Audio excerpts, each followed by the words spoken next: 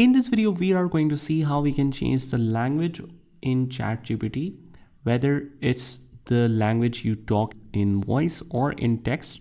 Here's how you can change it from default English to some other language of your preference. First of all, you just log into your ChatGPT account, and all you have to do is just go to the bottom left hand corner and click on the profile icon and head over to the settings.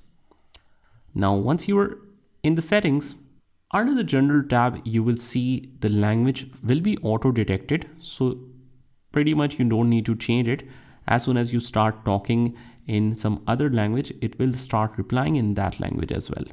So you can keep it to auto detect, or if your preferred language is, let's say, any other language, let's say Arabic, you will switch it like this, and then it will completely show every single option in that language. So once we have changed the language, you can see that everything appears in the different language. And to switch back to the auto detect language or English, we will go to the same option and we will change it from here.